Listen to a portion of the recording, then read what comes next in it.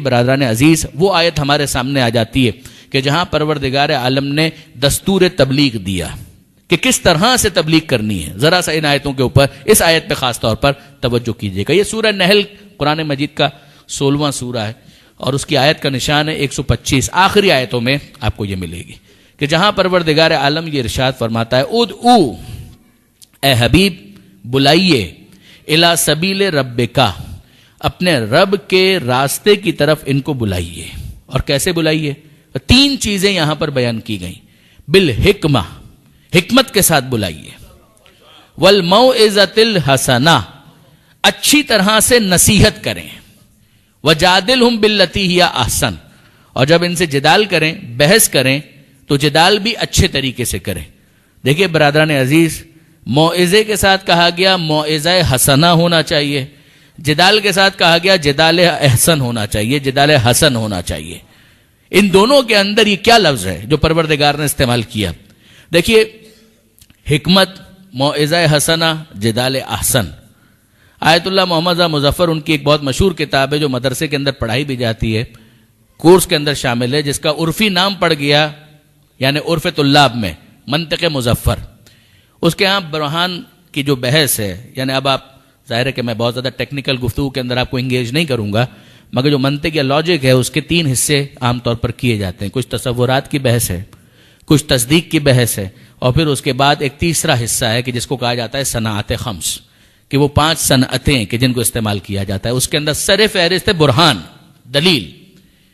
تو وہاں پر انہوں نے اس آیت کے ذریعے سے استدلال کیا تھا، اور وہاں پر انہوں نے کہا کہ حکمت سے مراد وہی برہان ہے. اور علماء کرام نے اپنی تفسیروں کے اندر بھی اس بات کی طرف متوجہ کیا.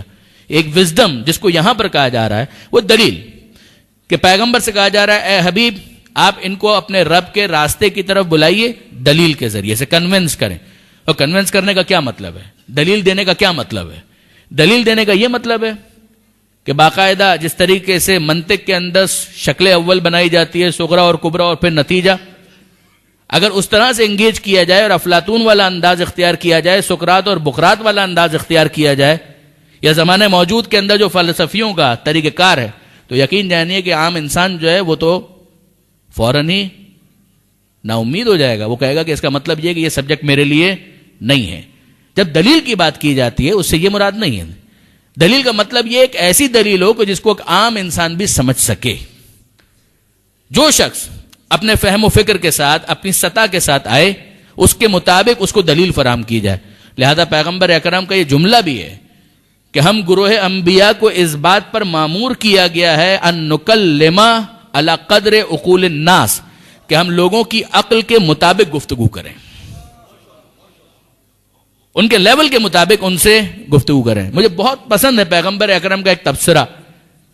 پیغمبر اکرم کے سامنے ایک بوڑھی عورت، اور یہ بالکل علم کلام کے بدیہیات میں سے ہے کہ ایک بوڑھی عورت ہے، اس کے سامنے کسی نے سوال کر دیا. اس کو سننے کے بعد جو جواب اس بوڑھی عورت نے دیا تو پیغمبر اکرم مسکرائے. آپ جانتے ہیں پیغمبر اکرم کے اخلاق میں تھا کہ پیغمبر اکرم قہقہا نہیں لگایا کرتے تھے، پیغمبر اکرم مسکرایا کرتے تھے. پیغمبر اکرم اتنا مسکرائے کہ پیغمبر اکرم کے دندان مبارک وہ ظاہر ہو گئے، لوگوں کو نظر آنے لگے. یعنی مسکراہٹ کے اندر ایک انٹینسٹی ہے. وہ بات کیا تھی؟ اس بوڑھی عورت کے سامنے کسی نے سوال کر دیا کہ تم اللہ کو مانتی ہو، خدا کو مانتی ہو؟ کہا کہ ہاں بالکل مانتی ہوں. اب آپ اندازہ کیجئے وہ معاشرہ جو جاہلیت زدہ معاشرہ ہے، جن کے مردوں کے اندر اتنی جاہلیت پائی جاتی ہے، ان کی عورتوں کا کیا حال ہوگا؟ اور عورتوں میں بھی ایک بوڑھی عورت.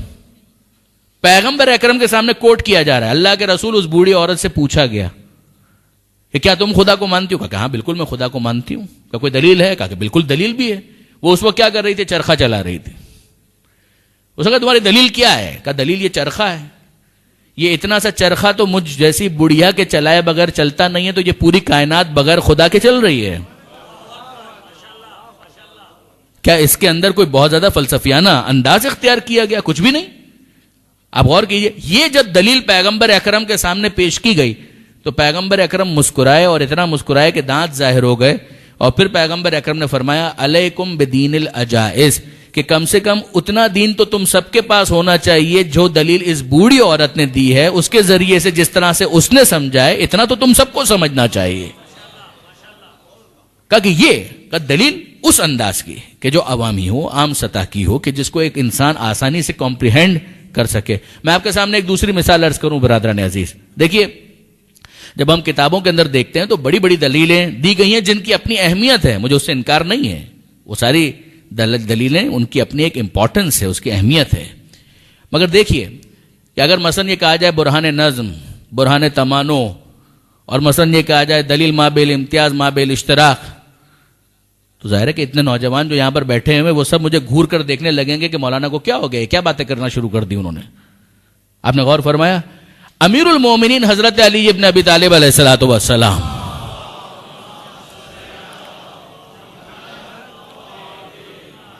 نہج البلاغہ کے اندر مولا کائنات کس طرح سے دلیل فراہم کرتے ہیں، وہی جو پیغمبر اکرم کے علوم کے وارث ہیں وہ کس طرح سے پریزنٹ کرتے ہیں.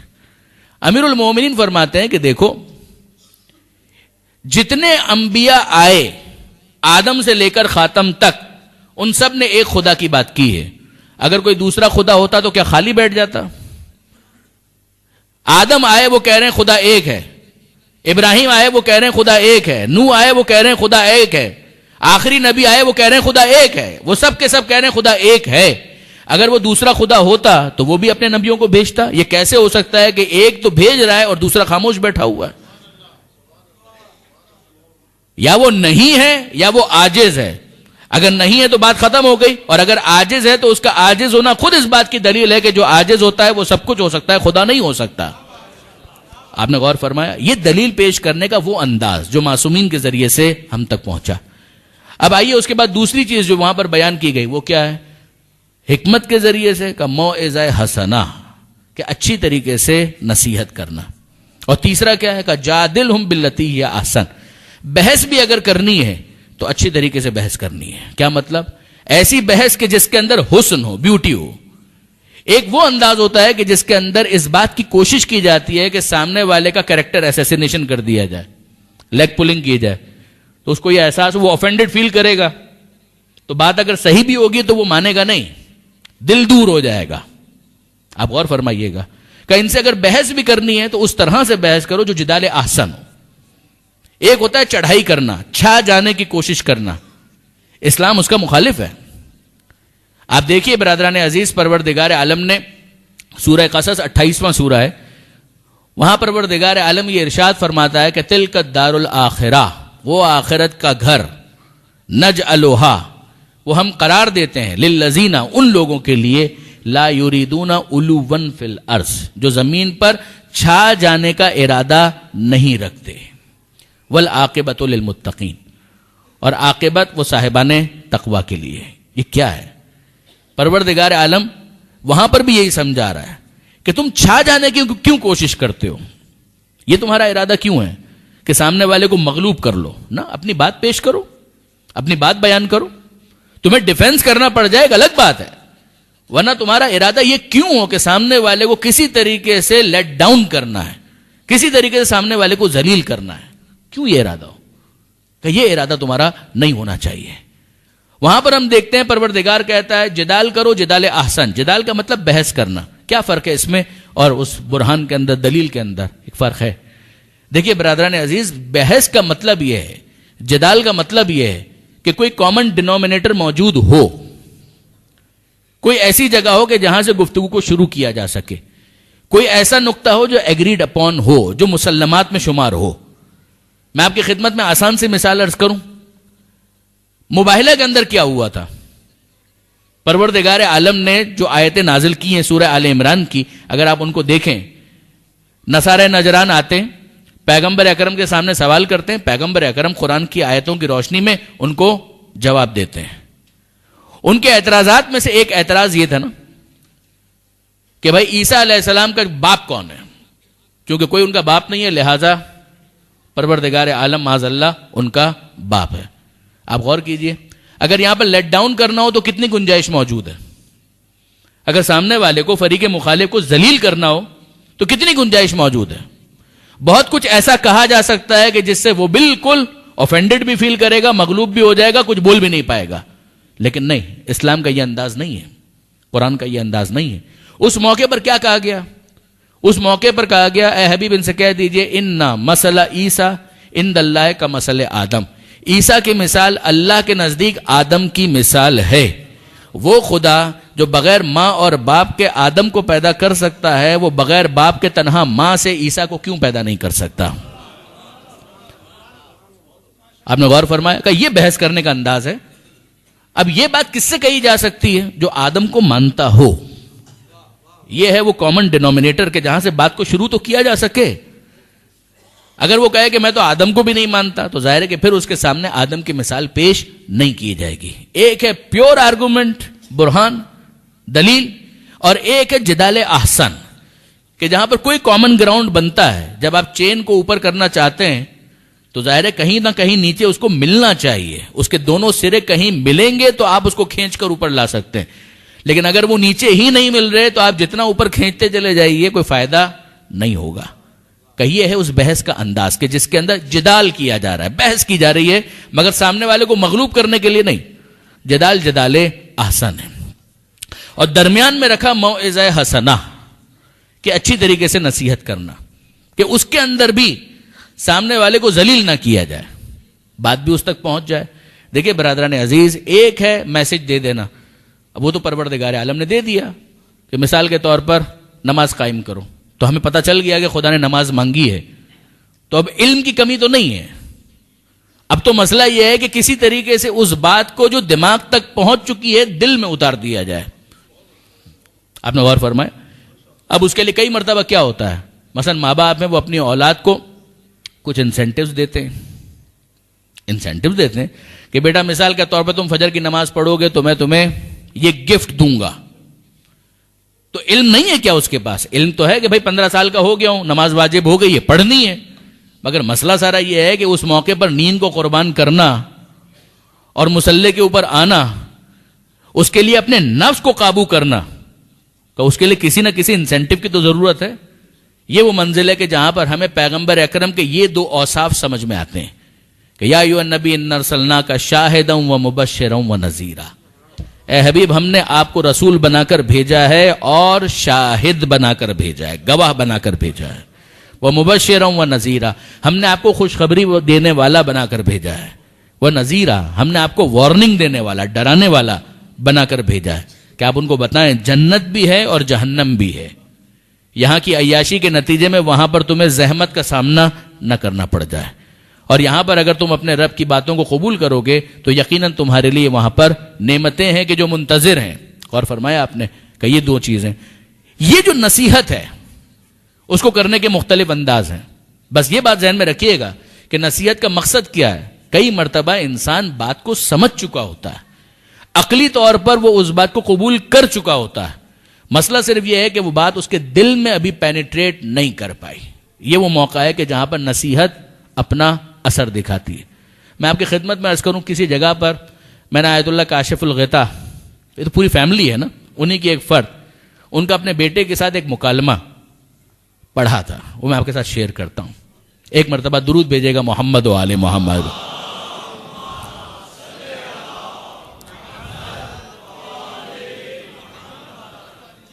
ان کے بارے میں لکھا ہے، اور تربیت ہی کہ کسی آرٹیکل میں یہ بات لکھی ہوئی تھی کہ وہ صبح نجف حرم امیر المومنین، اب تو ماشاءاللہ زائرین اتنی بڑی تعداد میں جاتے ہیں کہ میرا اندازہ ہے کہ 50% تو یہاں پر بھی وہ مومنین ہوں گے کہ جنہوں نے کربلا اور عراق اور نجف کی زیارت کی ہوگی۔ پروردگار ہر ایک کو بار بار نصیب کرے۔ تو نجف کا ماحول، اللہ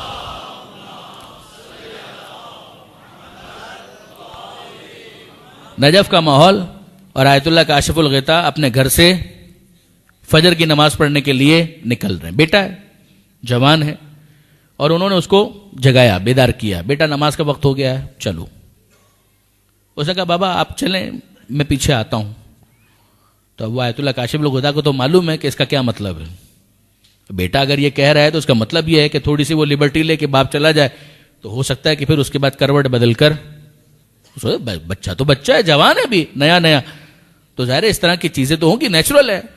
تو اس نے اس طرح سے کہا کہ بابا آپ چلیں، میں پیچھے آتا ہوں۔ کہا کہ نہیں بیٹا، ہم ساتھ ہی چلتے ہیں، ویٹ کرتے ہیں، آپ کا انتظار کرتا ہوں، اس کے بعد ساتھ چلیں گے۔ اب اس کو سمجھ میں آیا کہ اچھا اب تو باپ جائے گا نہیں، تو اس کو اٹھنا پڑا. اتنا احترام تو تھا اس کے دل میں. وہ کھڑا ہو گیا، وضو کیا، اور باپ اور بیٹے دونوں اپنے گھر سے پیدل حرم کی طرف جانے لگے. راستے میں کچھ فقیر نظر آئے جو حرم کے دروازے پر بیٹھے ہوئے تھے. اب یہ جملہ دیکھیے آیت اللہ کاشف الغطا کیا کہتے ہیں. انہوں نے کہا بیٹا ایک بات بتاؤ، یہ فقیر جو یہاں پر بیٹھے ہیں ان کو کتنی بھیک مل جائے گی؟ کہا بابا کچھ پیسے تو مل جائیں گے. اب میں کرنسی تبدیل کر رہا ہوں کہ مثلا ہم روپے کے اندر کہیں کہ مثلا بابا ہو سکتا ہے سارا دن اگر بیٹھیں 25 50 100 روپے ان کو مل جائیں گے، 200 روپے مل جائیں گے، یہی مل جائے گا. کہ ایک بات بتاؤ، کیا یہ یقین سے جانتے ہیں اس بات کو کہ اتنے پیسے ان کو مل جائیں گے؟ صبح صبح اگر بیٹھے ہیں یہاں پر، کیا ان کو یقین ہے کہ اتنے پیسے اپنی رات قربان کر کے، اپنی نیند قربان کر کے یہاں پر آ کر بیٹھ گئے، تو کیا ان کو یقین ہے کہ 100 روپے ان کو مل جائیں گے؟ کہا کہ نہیں بابا یقین تو نہیں ہوگا، لیکن ایک امکان، شک کی حالت میں ہوں گے، مگر بہرحال ایک امکان تو ہے، شاید مل جائیں. اب وہ نصیحت کا جملہ ان کی طرف سے آتا ہے کہ بیٹا یہ مشکوک فائدے کے لیے اپنی نیند قربان کر کے یہاں پر آ کر بیٹھ گیا. اگر تمہیں واقعاً اس ثواب پر یقین ہو کہ جو فجر کی نماز حرم امیر المومنین کے اندر پڑھنے کا ہے، تو کیسے ممکن ہے کہ تم بستر پر سوتے رہ جاؤ اور یہاں پر نہ آؤ؟ وہ مشکوک فائدے کے لیے اپنا بستر چھوڑ سکتا ہے، تم یقینی فائدے کے لیے اپنا بستر نہیں چھوڑ سکتے. اب یہاں پر کیا کیا گیا ہے برادران عزیز؟ علم کی جہاں تک بات ہے، سمجھانے کی جہاں تک بات ہے، وہ تو پہلے اس کو معلوم ہے کہ فجر کی نماز واجب ہے. میں 15 سال کا ہو چکا ہوں، بلکہ 15 سال سے کچھ پہلے ہی عام طور پر لڑکوں کے اوپر نماز واجب ہو جاتی ہے، اس کو معلوم ہے. مگر مسئلہ سارا یہ ہے کہ وہ چیز جو اس کی عقل کے اندر ہے، علم بن کر ہے، اب اسے اخلاق کا حصہ بنانا ہے، اسے دل میں اتارنا ہے، تو اس کے لیے ایک نصیحت کا موقع تلاش کرنا ہوگا. اگر وقت سے پہلے بار بار ایک ہی جملے کو تکرار کیا جائے وہ بات ضائع ہو جائے گی، اور اگر وقت کو مس کر دیا جائے تو اپارچونٹی لاسٹ. اب آپ کی خدمت میں عرض کروں برادران عزیز کہ اب ذرا آئیے اور سیرت پیغمبر ختمی مرتبت احمد مجتبی محمد مصطفیٰ صلی اللہ علیہ وآلہ وسلم،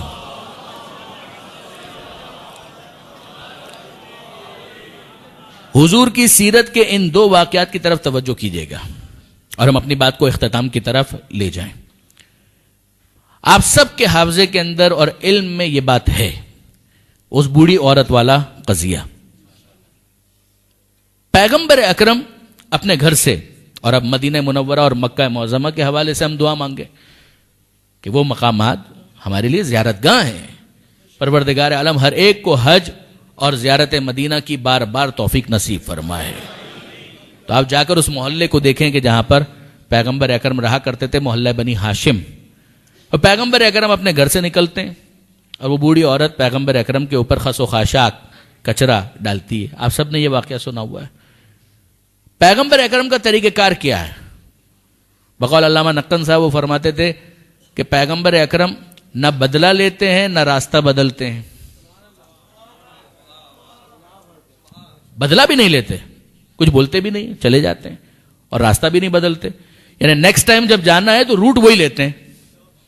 وہ بوڑھی عورت تو انتظار کر رہی ہے کہ واپس گزریں گے تو واپس خس و خاشاک پیغمبر اکرم پر وہ ڈالے گی، اور وہ کام کرتی ہے. کتنی مرتبہ یہ کام ہوا خدا بہتر جانتا ہے. یہ پیغمبر اکرم کا روٹین ہے، اپنے گھر سے نکلتے ہیں. وہ بوڑھی عورت کا روٹین ہے، وہ خس و خاشاک لے کر کھڑی ہوئی ہے، پیغمبر اکرم کو دیکھتی ہے اور پیغمبر اکرم کے اوپر وہ کچرا ڈال دیتی ہے. پیغمبر اکرم سائلنٹلی وہاں سے موو کر جاتے ہیں، آگے بڑھ جاتے ہیں. اور آپ جانتے ہیں کہ ایک دن اس نے یہ کام نہیں کیا. پیغمبر اکرم نے سوال کیا کہ بھائی وہ بوڑھی عورت دکھائی نہیں دے رہی ہے جو ہم پر کچرا ڈالا کرتی تھی. اے اللہ کے رسول، وہ راستے میں پھول لے کر کھڑی ہوتی تھی، کیا آپ اس کے بارے میں پوچھ رہے ہیں؟ وہ گلدستہ لے کر کھڑی ہوتی تھی، جب آپ نکلتے تھے تو کیا درود پڑا کرتی تھی؟ وہ تو کافرہ مشرکہ ایک بوڑھی عورت جو آپ کے ساتھ گستاخی کیا کرتی تھی، آپ کے اوپر کچرا ڈالتی تھی، آپ اس کے بارے میں پوچھا کہ ہم وہ نظر نہیں آ رہی، کیا ہوا اس کو؟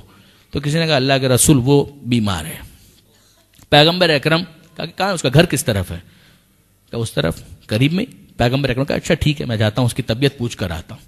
پیغمبر اکرم گئے اور جیسے ہی اس نے پیغمبر اکرم کو دیکھا تو کیا جملہ کہا؟ کامنٹ پاس کیا، آج آپ مجھ سے بدلہ لینے کے لیے آئے ہیں جب میں بیمار ہوں، فکر ہر کس بقدر ہمت اوست، ٹپکے گا وہی ظرف سے جو ظرف میں ہوگا.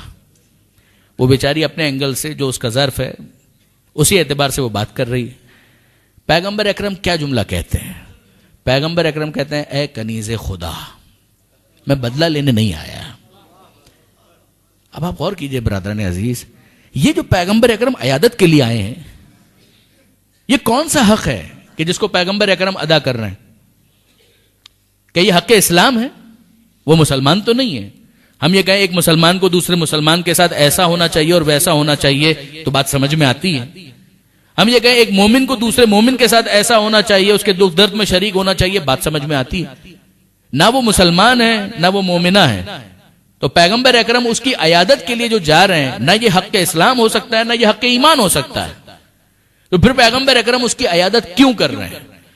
اسی رشتے کو سمجھانے کے لیے پیغمبر اکرم نے پہلے کہا اے کنیز خدا، کہ چاہے تو مسلمان نہ ہو، چاہے تو مومنہ نہ ہو، مگر اللہ کی ایک کنیز تو ہے، اللہ کی بندی تو ہے. مجھے پتا چلا کہ تو بیمار ہے، میں تو فقط تیری عیادت کے لیے آیا تھا، میں پوچھنے کے لیے آیا تھا کہ اب صحت کیسی ہے. جسمانی طور پر تو اب بیمار ہوئی ہے، روحانی طور پر پہلے سے بیمار تھی. جسمانی طور پر صحت اس کو بعد میں ملے گی، مگر پیغمبر اکرم کا یہ جملہ سنا اور روحانی اعتبار سے شفا پا گئی. اور اب کہتی ہے کہ مجھے بتائیے آپ کے دین میں داخل ہونا ہو تو کیا طریقہ اختیار کیا جائے. میں جو اپنے نوجوان دوستوں کو متوجہ کرنا چاہ رہا ہوں، مجھے صرف اتنا بتائیے کہ جب پیغمبر اکرم اس کی عیادت کرتے ہیں تو پیغمبر نے کون سی دلیل اس کے سامنے پیش کی ہے؟ کون سا برہان اس کے سامنے پیش کیا؟ ایک سوال ہے نا کہ یہ تینوں طریقے جن کی اپنی اہمیت ہے، ان میں سب سے ایفیکٹو کون سا ہے؟ سب سے ایفیکٹو کون سا ہے؟ دیکھیے برہان کی بہت اہمیت ہے، میں اس کا منکر نہیں ہوں. دلیل کی بڑی اہمیت ہے، میں اس کے خلاف نہیں ہوں. مگر سوال سارا یہ ہے کہ ان تینوں طریقوں میں سب سے زیادہ ایفیکٹو کون سا ہے؟ ذہن میں شاید یہ آئے کہ دلیل، جی نہیں، دلیل اہم ضرور ہے، مگر سب سے زیادہ ایفیکٹو انسان کا اخلاق ہے، اس کا کردار ہے، کہ وہ لوگوں کے ساتھ ڈیل کیسے کرتا ہے، وہ بات کیسے کرتا ہے، لوگوں کے ساتھ اس کا انداز کیسا ہے، اس کی گفتگو کیسی ہے. وہ اخلاق ہے کہ جو سب سے زیادہ امپریسو ہوتا ہے. میں کبھی نہیں بھولوں گا برادران عزیز، کینیا میں، نیروبی میں ایک دفعہ ماہ رمضان کی تقریروں کے لیے جانے کا اتفاق ہوا تھا، اور وہاں پر ایک مدرسہ تھا. اس مدرسے کے اندر وہاں کے جو لوکلز، مقامی افریکنز، وہ اس کے اندر ایڈمیشن ان کے تھے اور ان کو دین سکھایا جا رہا تھا. کبھی نہیں بھول سکتا، وہیں پر ایک لوکل وہاں کا جو مقامی استاد تھا، میں نے اس سے کچھ ڈسکس کیا اور میں نے اسے سوال کیا. اچھا، he was very good at English. وہ اپنی لوکل جو لینگویج تھی سواحلی، وہ بھی بہت اچھی بول رہے تھے، عربی بھی ان کو آتی تھی. تو گفتگو ہو رہی تھی، تو میں نے ان سے پوچھا کہ یہ بتائیے کہ جہاں جس علاقے کے اندر ہم لوگ ہیں افریقہ کے، یہاں پر تبلیغ کے اعتبار سے اسلام کہاں پر ہے اور کرسچینٹی کہاں پر ہے؟ کمپیئر کریں just for the sake of understanding, تو ہمیں پتا تو چلے اسٹیٹسٹکس وائز کہ کیا معاملہ ہے. تو اس نے بہت پیاری بات کی. اس نے کہا کہ جناب جہاں پر کرسچینٹی ہے وہاں آدھے پر بھی شیعت نہیں ہے. اگر کرسچینٹی 100 پر ہے تو تشیع جو ہے وہ 25% کے اوپر کھڑا ہوا ہے. اور یہ بھی انقلاب اسلامی کے بعد، جب خانہ فرنگ بنا اور دوسری چیزیں ہوئی اس کے بعد، ورنہ اس سے پہلے کچھ بھی نہیں تھا. تو میں نے کہا کہ بھائی مسئلہ تو یہ ہے کہ کرسچینٹی تو آرگومنٹ میں تو بہت ویک ہے. ٹرینٹی کو تو آپ کیسے جسٹیفائی کریں گے؟ In the name of the father, the son and the holy ghost, باپ کے نام سے، بیٹے کے نام سے، روح القدس کے نام سے. خدا ایک بھی اور تین بھی اور تین بھی ایک بھی ہے. تو اگر ٹرینٹی کے بارے میں ان سے خود سے پوچھا جائے کہ کوئی عقلی دلیل، تو وہ خود کہتے ہیں کہ نہیں، عقلی دلیل تو کوئی نہیں ہے. تو یہ کیا ہو گیا؟ جس کے پاس عقلی دلیل کوئی نہیں ہے اس کے بارے میں آپ کہہ رہے ہیں کہ وہ اتنا زیادہ پروپیگیٹ کر پائے، اتنے زیادہ افراد کرسچن بن گئے. کہا کہ ہاں بالکل ایسا ہی ہے. تو میں نے کہا کیوں، وجہ کیا ہے؟ تو اس نے جواب دیا. اس نے کہا کہ بات یہ ہے کہ جب کرسچنز یہاں پر آ کر تبلیغ کرتے ہیں تو وہ تبلیغ بعد میں کرتے ہیں. پہلے یہاں پر اسپتال بناتے ہیں، اسکول بنائیں گے، کلینک بنائیں گے، کھیلنے کا گراؤنڈ بنائیں گے، کھانا کھلائیں گے. اب مسئلہ ذرا یہ ہے کہ وہ شخص جو بھوکا ہے اس کو دلیل بعد میں سمجھ میں آتی ہے، کھانا پہلے سمجھ میں آتا ہے. وہ جس کے گھر کے اندر بیوی بچے جو ہیں بھوک سے بلکھ رہے ہیں، آپ اس کو کیا دلیلیں فراہم کر رہے ہیں؟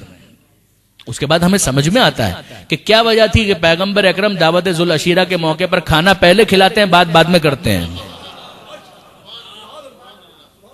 دل میں داخل ہونے کا راستہ پیٹ سے ہو کر جاتا ہے، بعض علماء یہ کہتے ہیں، غلط نہیں کہتے۔ بات سادی سی یہ ہے کہ اگر ایک شخص بھوکا ہے، کاد الفقر ان یکون کفرن، انسان کا فقر اسے کفر تک پہنچا دیتا ہے۔ نہیں پہنچنا چاہیے ایک الگ بات ہے، مگر پریکٹیکلی ہوگا یہی کہ اگر ایک انسان ہے، اس کے گھر میں روٹی نہیں ہے، اس کے پاس کھانے کے لیے کچھ نہیں ہے، آپ اس کو کہیں نماز پڑھنے کے لیے آؤ، آپ اس کو کہیں دین کی طرف آؤ، کہ دین تو اس وقت مجھے سمجھ میں آئے گا جب میرے گھر والوں کو کچھ کھانا تو ملے۔ اب جب کھانا مل جائے تو اس کے بعد دلیل کمزور بھی ہو تو قبول کر لی جاتی ہے۔ اچھا، وہ کہتے ہیں کہ وہ لوگ اس طرح سے شروع کرتے ہیں کہ دودھ کے ڈبے پہلے بھجواتے ہیں، روٹی پہلے پہنچاتے ہیں، کلینک پہلے بنواتے ہیں، کھیلنے کے لیے گراؤنڈ پہلے دیتے ہیں، چھوٹا موٹا اسکول پہلے بنا دیتے ہیں۔ اب جب ان کو اطمینان ہو جاتا ہے کہ یہ لوگ ہمارے لیے مفید ہیں تو وہ کمزور دلیل کو بھی نظر انداز کر دیتے ہیں۔ کہا ہمارا کیا طریقہ ہے؟ کہا ہمارا طریقہ یہ ہے کہ ہم ان کی بھوک کو نظر انداز کرتے ہیں، تمام تر مسائل کو نظر انداز کرتے ہیں، اسٹارٹ کرتے ہیں come to Islam, come to Islam, come to اسلام۔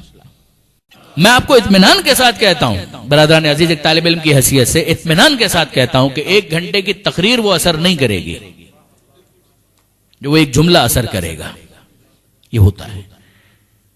امیر المومنین حضرت علی ابن ابی طالب علیہ الصلوۃ والسلام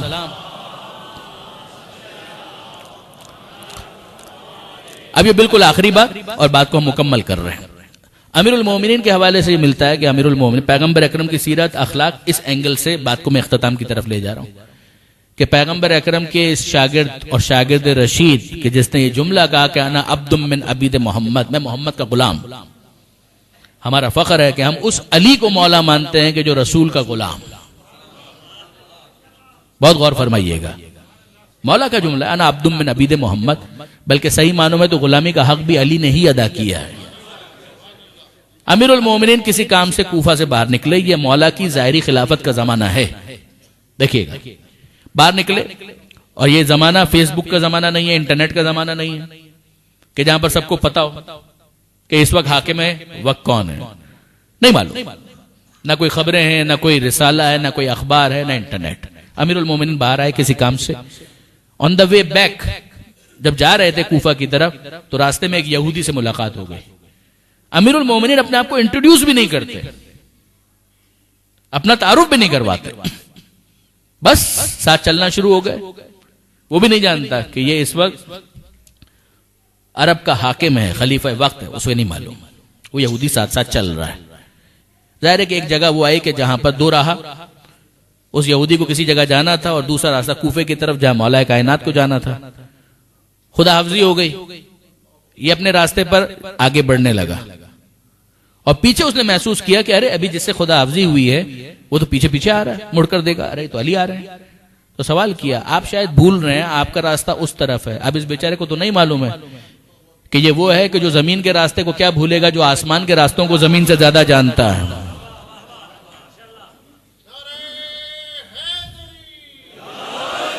تو مولا نے کہا کہ نہیں، میں راستہ نہیں بھولا، مجھے اچھی طرح سے معلوم ہے کہ کوفہ کا راستہ کون سا ہے۔ کہا پھر یہاں پر آنے کا کیا مقصد؟ کہا کہ بات سادی سی اتنی ہے کہ میں جس دین کا ماننے والا ہوں، جس اسلام کو میں مانتا ہوں، ہمارے رسول کا ایک پیغام ہے۔ پیغام یہ ہے کہ اگر کوئی تمہارے ساتھ سفر کر رہا ہو تو سفر کے اختتام پر ایک حق اس کا تمہاری گردن پر آ جاتا ہے۔ میں تو بس اس حق کو ادا کرنے کے لیے چاہ رہا تھا کہ تھوڑا اور تمہیں کمپنی دوں، مشایعت کروں، پھر اس کے بعد میں اپنی راہ پر چلا جاؤں گا۔ کہا اب مجھے سمجھ میں آیا، وہ یہودی کہتا ہے کہ اب مجھے سمجھ میں آیا کہ اسلام کیسے پھیلا، اسلام کیسے پھیلا۔ یہ ہے وہ کردار کی تبلیغ برادران عزیز۔